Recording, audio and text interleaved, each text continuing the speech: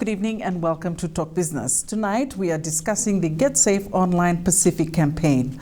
After 14 years successfully promoting online safety in the United Kingdom and 1 year in the Caribbean, Get Safe Online, a non-profit organization based in the UK, is launching a cybersecurity campaign in the Pacific. Recognizing that small businesses are at the heart of the nation's economy, the aim of the Pacific campaign is to raise awareness in each country's business community of risks and safety measures which will protect people and businesses from online security risks. Now we have with us in studio the Commissioner for Online Safety, Anne Dunn, and IT consultant, Tora, who are the Fiji advocates of Get Safe Online Pacific campaign in the country. Welcome to the show. Now let's get straight into this. My first question, what is the goal of the Get Safe Online Pacific campaign specifically for businesses? Well, I think you just described it very well for us. So the Get Safe Online campaign is currently running throughout the different 9 countries, 9 Commonwealth countries in the Pacific region. And basically, we just want to inform. So Jim and I are here as advocates. We don't fully represent the Get Safe Online NGO, but we are here as in-country advocates to be able to say that there are resources available for SMEs and for businesses to be able to get more information on how you could counter sort of some of the cyber attacks or cyber risks that you might be experiencing as an SME. Right. Now, why is it important that businesses maintain safety online? Well, I think one of the things, with the recent global pandemic, we're seeing information being spread more easily and more accessible. And with the working from home, you have data privacy. And so the threat has already been there. And I think with this global crisis, it's even more accessible now for information for small businesses, for individuals, whether they're accessing funds or data. And so I think it's important for businesses and individuals to keep themselves protected online, just as some of us have been. So, yeah. Now, of course, there's a lot of information, like you said, there's a lot of information online. Is the campaign specifically targeted to businesses, or is it also about just informing people or users, social media users, and of course emails? There are things like emails. The campaign or the project, is it specifically targeted to businesses?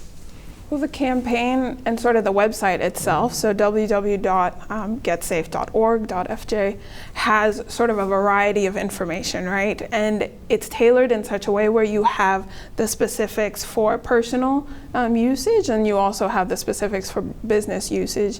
And so it's really interesting because the website is pretty user-friendly in the sense that when you log on to the website, you're able to see sort of the different tabs that you can click onto for businesses and click onto for personal individual resources.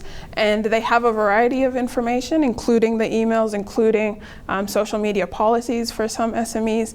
But really the target group or the target audience would be businesses and SMEs in the Pacific and in Fiji in particular, because there are so many resources available online and offline. For instance, for Fiji in particular, the Online Safety Commission is here for individuals. And so it's here if you're facing cyberbullying, if you're going through really just different online abuses that are particular to you and not your business. But if you are going through something that's more related to your business or your small medium enterprise, then the resources are available on the website. Right. Now, Jim, of course, you bring a lot of professional experience into this field. What are the common, maybe just going over, what are the common online dangers that small businesses need to be aware of, and how can they avoid this? Well, I think the website, as Anne mentioned, has I guess the themes that are occurring over the last couple of years, where individuals or businesses have been attacked, so to speak. And so there are guidelines or measures or controls that you can put in place, not only for your business, but also for yourself in protecting against this. some of the common threats that I've come across from my experience and probably from the Online Safety Commission is the phishing attacks, where businesses or individuals are sent information via an email that's of an urgency, that they need to click on a particular link or open a particular file. It could be relating to the current crisis, and so individuals, because they're not aware of this, click on these links, and they get infected by malware, or the data gets compromised, whether it be for credit card information, bank details, and so forth. So I think the use of the word campaign, it's not necessarily just for a period of time. It's an ongoing threat for being safe online and with cybersecurity. And I think it's important, not just only for Fiji, but for Pacific, to be aware that these resources are available online.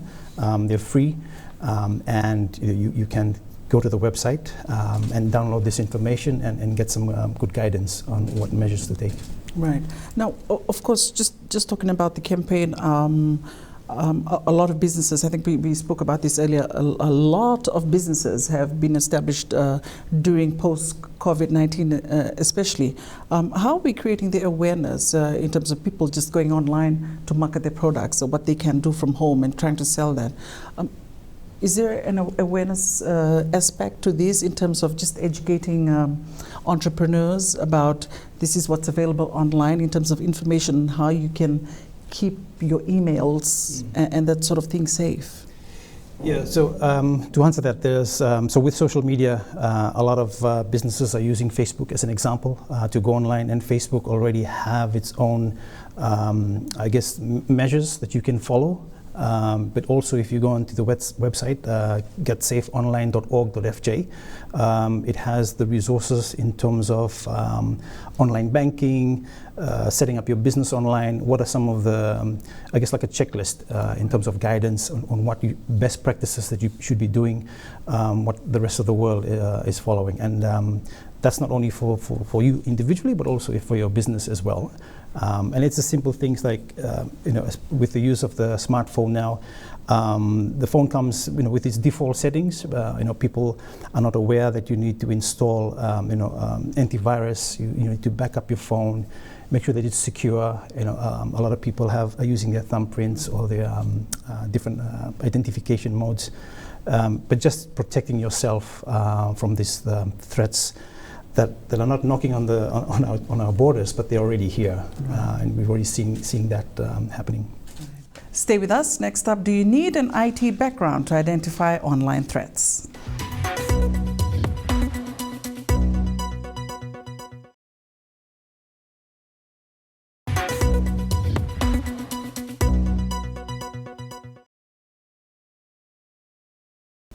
Welcome back. We have with us in studio Anne Dunn, the Commissioner for Online Safety Commission, and of course, technology consultant Jim Tora. Now, Ms. Dunn and Mr. Tora are advocates for the Get Safe Online campaign. Now, of course, just to my next question, I know you mentioned phishing earlier. There might be some viewers who are not familiar with the term. If you can just explain that. Yeah, so phishing, just like fishing in the islands, it's a form of attack that cyber criminals use to access information from businesses or individuals. So you probably get an email or maybe even a friend request on a social media platform from someone that you don't know at all, and no mutual friend contacts, for example. And the email might have something that's urgent. Click on this link. We're representing a bank, for example, or a national provident fund, and you need to reset your password, or you need to install this file. And so that's a form through email where they try and convince users to click on those links and install applications or software on your desktop or your phone.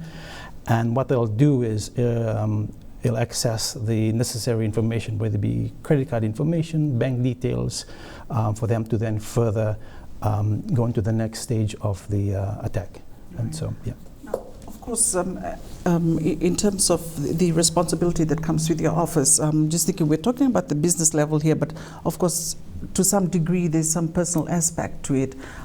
If, say, I make an online transaction or I transfer money, can I then come to your office to make a complaint if I know I've been duped? So unfortunately, even with the with that type of complaint or that type of report, while it is an individual attack, we do want to stress that the Online Safety Commission is there for online abuses such as cyberbullying or internet trolling or image-based abuse, which is separate from once a transaction is made. So even in the business realm, while we do understand that, for instance, you could be exchanging money for goods on Facebook, and that's with the Online Safety Act of 2018, that's still not protected under our act. But we do want to emphasize that this website or the Get Safe online platform or Get Safe for this website, you're able to use the resources that they have available. And so if you have been duped, so to speak, please contact your local police post and contact Fiji Police, but because the money has already transferred. But in terms of protecting yourself and being proactive, there are resources available on this website for you to be able to protect yourself on that type of interaction, because you really want to stay alert. When it comes to your business, when it comes to SMEs, we really want to urge that it's better you stay vigilant and alert and proactive rather than just reacting to something that's already taken place. Right. Now, of course, Jim, small businesses, micro enterprises, small businesses who've probably just come into the game, is there a huge, if they're thinking about setting up emails or making sure that they're protected, is there a cost factor usually involved, or can they easily do this? Well, for micro businesses, it depends on the type of business and how they're interacting with their customers. For businesses such as mine, from a tech consultancy, I need a website, I need an email address, and so there are measures on the website that allow you best practice of checklists that you can do. And I think for micro enterprises, again, depending on the type of business, if they're interacting with technology or coming online, then the website is a good repository of resources that'll help them set these controls in place. But if there's no interaction with technology, then they don't have a website, or there's no, they don't even have a smartphone, for example. It's just a phone that doesn't have that technology, then I guess they're sort of safe in that aspect. But what the website is doing is more looking at the online presence of companies and individuals and the guidelines to help them protect it. In terms to your earlier question to Anne about what if the attack has already happened, I think one of the things apart from reporting is also going onto the website and saying, okay, how can I protect myself now that this incident has occurred, so I can better be safe online and secure whatever points of contact that customers have with my business or me. Right. Now, of course, I just wanted to take you back to that phishing. Well, how can one or a business tell a phishing attack? Do we need an IT background to be able to identify it, or are these simple things that you can see immediately and then realize there's a risk? Yeah, and simple things, and a lot of the, I guess, not just individuals, but business, but more individuals tend to be, use the word gullible in some cases. Yeah? And so if you get an email that says, you've won an amount of money from a lottery that you've never taken part in, for one, and you've never given your email address, that in itself should raise a red flag that is a phishing type of email. And so what you can do on the email is some of these email platforms have a spam filter or a spam folder, which then recognizes where these emails are coming from to be able to block it. You can see, for example, the email address might not be a legitimate email address. It might have a number of characters, a lot of funky characters, and so that'll that'll basically, if it's asking you for urgency, something you do quickly, click on this link, Right. so we can get back to you with this funds or so. And so that in itself should raise alarm, and especially during this time where there's been redundancy in a lot of individuals, and so this sort of emails will play with the individual's mindset at the time, and so yeah. Right. Now, of course, in the Pacific Island region and in a country like Fiji, is cybersecurity breach a low priority for Fijian businesses or maybe Fijians per se? Well, I think it's not so much a low priority in the sense of like people know that they're online and people are aware that they should protect themselves. But I do think for upcoming businesses and even SMEs, your marketing or your first interaction with customers is usually through social media. It's usually through an online platform. And so really we want to urge that you protect yourself, that you, as you go onto these platforms, you know that you must keep yourself separate from your business to some extent to be able to maintain it in a professional manner, but also just to be safe and secure.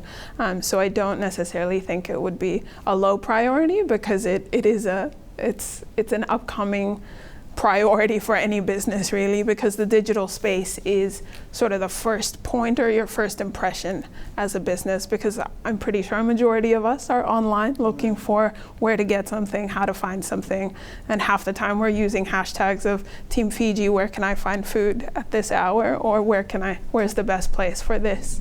And so it's just the idea that your first impression with a lot of your clients or customers might be online, so you might as well protect yourself on that space. Now stay with us. We have the next commercial break. After the break, can you protect your business on social media?